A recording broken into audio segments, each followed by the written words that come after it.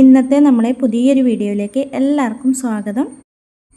ഇന്നത്തെ നമ്മളെ recipe egg വെച്ചിട്ട് വളരെ സിമ്പിളായിട്ട് ചെയ്തെടുക്കാൻ പറ്റിയതും അതുപോലെ തന്നെ നല്ല ടേസ്റ്റിയുമായിട്ടുള്ള ഒരു സ്നാക്കിൻ്റെ റെസിപ്പിയാണ്. അപ്പോൾ വീഡിയോയിലേക്ക് കിടക്കുന്നതിന് മുന്നേ ചാനൽ സബ്സ്ക്രൈബ് ചെയ്യാത്ത കൂട്ടുകാരെല്ലാം ഒന്ന് സബ്സ്ക്രൈബ് ചെയ്ത് സപ്പോർട്ട് ചെയ്യണേ. എന്നാൽ ശരി, നമുക്ക് വീഡിയോ കണ്ടു നോക്കാം. അപ്പോൾ ഇതുണ്ടാക്കിയെടുക്കാൻ വേണ്ടി നമുക്ക് ആദ്യം തന്നെ മിക്സിയുടെ ജാർ എടുത്ത് വെച്ചിട്ട് അതിലേക്ക് 250 കപ്പിന് 1 കപ്പ് ചിരവിയ തേങ്ങ ചേർത്ത് കൊടുക്കാം.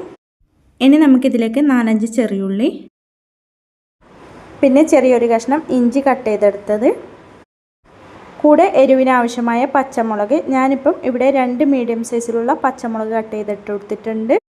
കൂടെ ഒരു പിടി മല്ലിയില, 1 ടേബിൾ സ്പൂൺ വിനാഗിരി, കൂടെ പാകത്തിനുള്ള ഉപ്പ്, 1/4 കപ്പ് വെള്ളവും കൂടെ ഒഴിച്ചു കൊടുത്തിട്ട് ഇതുപോലെ കട്ടിയുള്ള ചമ്മന്തിയാക്കി എടുക്കണം. പ്രത്യേകം ശ്രദ്ധിക്കണം, ഈ ഒരു കട്ടിക്ക് തന്നെ നമ്മൾ റെഡിയാക്കി എടുക്കണം. ഒരുപാട് അങ്ങ് ലൂസായി പോവരുത്. ഇനി നമുക്കൊരു പാത്രത്തിൽ 2 മുട്ട പൊട്ടിച്ചൊഴിച്ച് കൊടുത്തിട്ട് അത് നന്നായിട്ടൊന്ന് അടിച്ചെടുക്കാവുന്നതാണ്. ഇതുപോലെ അടിച്ചെടുത്തതിന് ശേഷം ഇനി ഇത് നമുക്കവിടെ മാറ്റി വെക്കാം. ഇനി നമുക്കിതിലേക്ക് വേണ്ടത് ഒരു 5 മുട്ട ഞാനിവിടെ പുഴുങ്ങിയെടുത്തിട്ട് ഇതുപോലെ 2ആയിട്ട് കട്ട് ചെയ്തെടുത്തിട്ടുണ്ട്.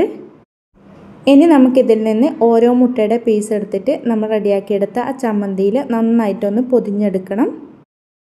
ചമ്മന്തി നമ്മൾ അരച്ചെടുക്കുന്ന സമയത്ത് ലൂസായി പോയി കഴിഞ്ഞാൽ നമുക്ക് ഇതുപോലെ പൊതിഞ്ഞെടുക്കാൻ പറ്റില്ല. അതുകൊണ്ട് വെള്ളം കൂടി പോവാതിരിക്കാൻ വേണ്ടി ശ്രദ്ധിക്കണം.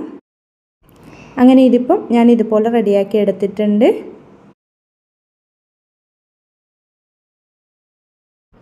ഇനി ബാക്കിയുള്ളതും നമുക്കിതുപോലെ ഓരോ മുട്ടയുടെ പീസ് എടുത്തിട്ട് നമ്മൾ റെഡിയാക്കിയെടുത്ത ഈ ചമ്മന്തി കൊണ്ട് നല്ലപോലെ പൊതിഞ്ഞെടുക്കാം.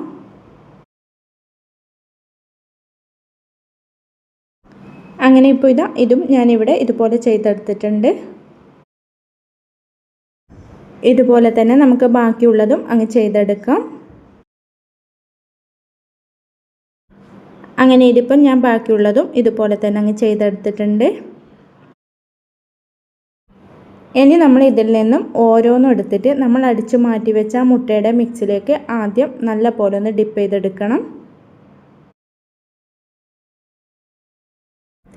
ഇതുപോലെ മുട്ടയുടെ മിക്സിലേക്ക് ഡിപ്പ് ചെയ്തെടുത്തതിന് ശേഷം ബ്രെഡ് ക്രംസിലിട്ടിട്ട് നല്ല പോലെ ഒന്ന് കോട്ട് ചെയ്തെടുക്കാം.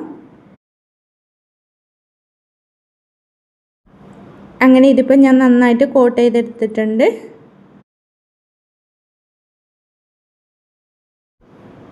ഇനി ബാക്കിയുള്ളതും നമുക്കിതുപോലെ ഓരോന്നും എടുത്തിട്ട് മുട്ടയുടെ മിക്സിൽ നന്നായിട്ടൊന്ന് ഡിപ്പ് ചെയ്തെടുത്തതിന് ശേഷം ബ്രെഡ് ക്രംസിലിട്ടിട്ട് നന്നായിട്ടൊന്ന് കോട്ട് ചെയ്തെടുക്കണം.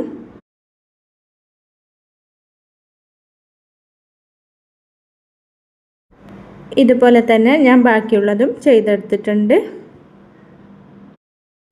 ഇനി ഇത് നമുക്കൊരു 10 മിനിറ്റ് ഫ്രീസറിൽ വെച്ച് കൊടുക്കാം. അങ്ങനെ ഇതിപ്പോൾ ഞാനൊരു 10 മിനിറ്റ് ഫ്രീസറിൽ വെച്ചെടുത്തിരിക്കുന്നതാണ്. ഇനി ഇത് നമുക്ക് പെട്ടെന്ന് തന്നെ ഫ്രൈ ചെയ്തെടുക്കാം.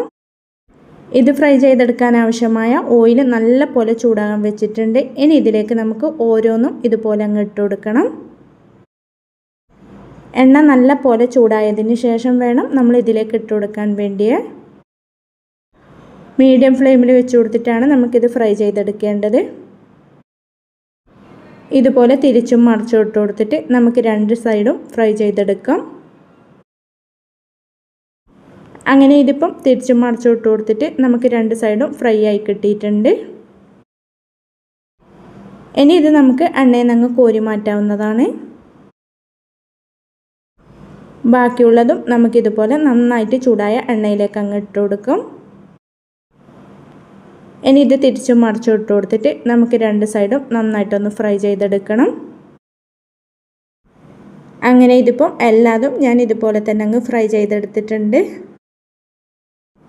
അങ്ങനെ ചൂട് കട്ടൻ്റെ കൂടെയൊക്കെ നമുക്ക് കഴിക്കാൻ പറ്റിയ എഗ്ഗ് വെച്ചിട്ടുള്ള നല്ല ടേസ്റ്റി ആയിട്ടുള്ള സ്നാക്ക് നമുക്ക് ഇവിടെ റെഡിയായി കിട്ടിയിട്ടുണ്ട്.